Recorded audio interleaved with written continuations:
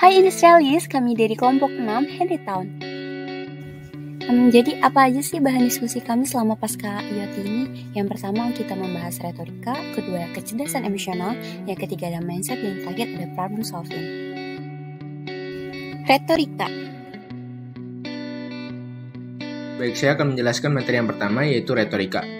Pengertian retorika adalah seni berbicara atau bentuk komunikasi yang bertujuan untuk menyampaikan sebuah pesan dengan berbagai gaya dan cara bertutur kata sehingga pendengar mampu mengetahui apa yang disampaikan untuk dapat menciptakan kesan yang diinginkan. Lalu ada manfaat retorika. Menurut Aristoteles, 1. Membimbing penutur mengambil keputusan tepat. 2. Mengajar pembicara dalam memilih argumen. 3. Mengajar penutur dalam mempersuasi. 4. Membimbing berbicara secara rasional. Lalu ada manfaat untuk diri sendiri. 1. Dapat terlihat lebih berintelektual. 2. Dapat terlihat berwibawa. 3. Pandai dalam improvisasi. Persuasif. 1. Ethos adalah karakter intelijensi dari pembicara sehingga ucapannya dapat dipercaya. 2. Pathos adalah kekuatan yang dimiliki pembicara dalam mengendalikan emosi si pendengarnya. 3. Logos adalah kekuatan yang dimiliki oleh pembicara melalui argumennya di mana argumen tersebut masuk akal atau logis berdasarkan data dan bersifat rasional.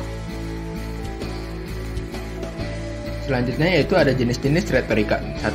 Retorika forensik. Berkaitan dengan pengadilan, pembicara fokus pada keputusan pengadilan, di mana pembicara mendorong timbulnya rasa bersalah atau tidak bersalah dari khalayak. 2. Retorika epidetik. Berkaitan dengan wacana yang berhubungan dengan pujian. 3. Retorika deliberatif. Berkaitan dengan retorika yang dirancang untuk mempengaruhi khalayak. 4. Retorika demonstratif. Berkaitan dengan pengembangan wacana yang dapat memuji dan menghujat. Selanjutnya ada 5 dasar dalam retorika. 1. Memahami maksud dan tujuan kalimat yang ingin disampaikan. 2. Pronunciation, agar maksud dan tujuan dapat tercapai dengan baik. 3. Vokal, pengucapan harus jelas. 4. Mimik wajah, agar mampu mempertegas atau memperkuat penyampaian dalam sebuah materi. 5. Gerak tubuh, bersifat relatif. Lalu ada unsur dalam retorika. 1. Pembicara. 2. Pendengar. 3. Bahasa. 4. Materi. 5. Hal berlogika. Dan 6. Pesan. Kecerdasan emosional. Itu adalah kecerdasan emosional. Yang berbicara tentang kecerdasan emosional pasti nggak jauh-jauh ya dari emosi. Kalian tahu nggak sih apa yang dimaksud dengan emosi? Nah, emosi ini merupakan suatu reaksi bisa positif maupun negatif sebagai dampak dari rangsangan dari dalam diri sendiri maupun dari luar.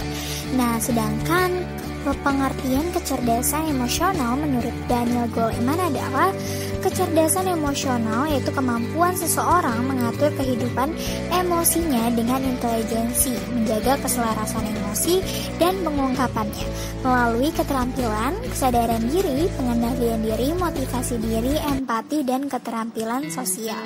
Nah, gimana sih cara kerja emosi itu? Nah, cara kerja emosi ini ada 5. Yaitu pertama ada stimulus, yaitu rangsangan dari panca indera. Yang kedua ada talamus, yaitu penerjemahan bahasa otak. Yang ketiga ada konteks visual, yaitu analisis yang ada dalam bahasa otak. Yang keempat ada amigdala, yaitu pengolahan emosi untuk mengelola rangsangan dari luar. Yang kelima adalah respon, yaitu hasil dari pengelolaan. 5 dasar kemampuan kecerdasan emosi menurut Daniel Goleman. Yang pertama ada mengenali emosi diri, yaitu merupakan suatu kemampuan untuk mengenali perasaan sewaktu perasaan itu terjadi. Nah, yang kedua itu ada mengelola emosi. Jadi merupakan mengelola emosi ini adalah suatu kemampuan individu dalam menanggapi perasaan agar dapat terungkap dengan tepat sehingga tercapainya keseimbangan dalam diri individu. Nah, yang ketiga itu ada memotivasi diri sendiri, yaitu suatu kemampuan untuk membangkitkan emosi agar menjadikan diri lebih maju. Yang keempat ada mengenali emosi orang lain, yaitu suatu kemampuan untuk mengenali emosi orang lain yang disebut atau biasa disebut dengan empati. Yang kelima ada membina hubungan, yaitu suatu kemampuan untuk membangun hubungan yang baik. Nah, gimana sih? Kalian penasaran gak sih gimana cara meningkatkan kecerdasan emosional? Nih ada 10 cara untuk meningkatkan kecerdasan emosional sebagai berikut. Yang pertama itu ada membaca situasi. Yang kedua adalah mendengarkan dan menyimak lawan bicara. Yang ketiga siap berkomunikasi. Yang keempat tak usah takut ditolak. Yang kelima ada mencoba berempati. Yang keenam pandai memilih prioritas. Yang ketujuh siap mental. Yang kedelapan ungkapkan lewat kata-kata. Kesembilan bersikap rasional. Dan 10 fokus. Dan manfaat apa aja sih yang kita dapetin jika kita memiliki kecerdasan emosional? Yaitu yang pertama kita itu tidak ceroboh dalam mengambil keputusan. Yang kedua kita bisa dapat bekerja sama. Dan yang ketiga adalah kita dapat bisa menerima kritik. cara improve kecerdasan emosional. Yang pertama ada intrapersonal, yaitu dengan mengenali dan mengelola serta mengekspresikan emosi yang dirasakan terhadap diri sendiri. Yang kedua adalah interpersonal, yaitu adalah dengan berempati dan berinteraksi dengan orang lain. Yang ketiga ada adaptabilitas, yaitu mengubah perasaan dan pikiran dengan luas untuk memecahkan sebuah masalah. Yang keempat adalah strategi pengolahan stres, yaitu dengan mengatur skala prioritas, menerima apa yang telah terjadi, kemudian menjadikannya itu sebagai sebuah pembelajaran. Yang kelima ada motivasi dan membentuk suasana hati menjadi lebih positif. Kemudian di sini ada faktor-faktor yang mempengaruhi kecerdasan emosi. Yang pertama ada faktor internal yang di dalamnya ada segi jasmani dan psikologis. Yang kedua ada faktor internal yang di dalamnya ada stimulus dan lingkungan. Kemudian ada jenis kepribadian dari setiap orang. Yang pertama ada korelis atau si kuat. Yang kedua ada sanguinis atau si superstar. Yang ketiga ada phlegmatis atau si cinta damai. Yang keempat ada melankolis atau si sempurna. Mindset. Selanjutnya adalah mindset. Pertama kita bisa bahas terlebih dahulu pengertian dari mindset. Mindset ini berasal dari dua kata, mind yang artinya pikiran dan set itu artinya aturan, cara, atau pola.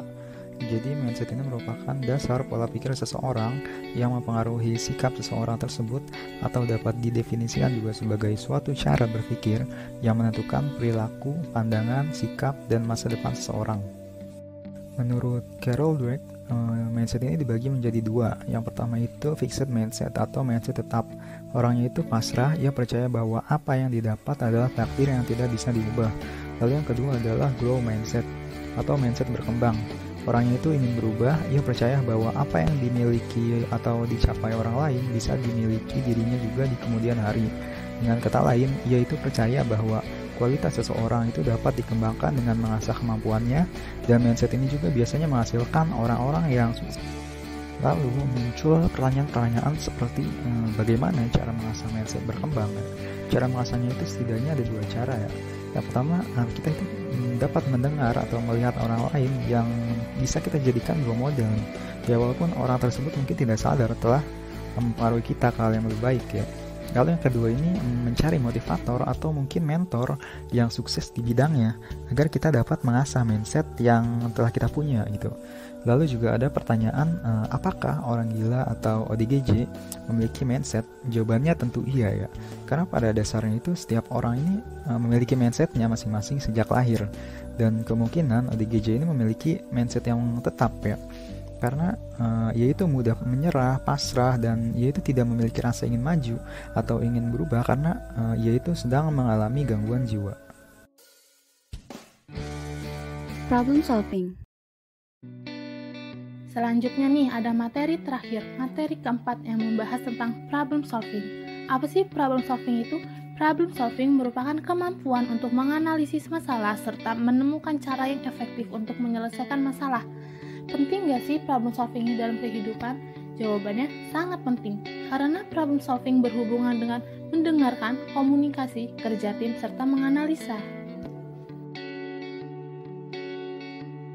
Selanjutnya nih, ada 4 tahapan dalam melakukan problem solving. Yang pertama, mengidentifikasi suatu masalah. Yang kedua, mengembangkan solusi alternatif.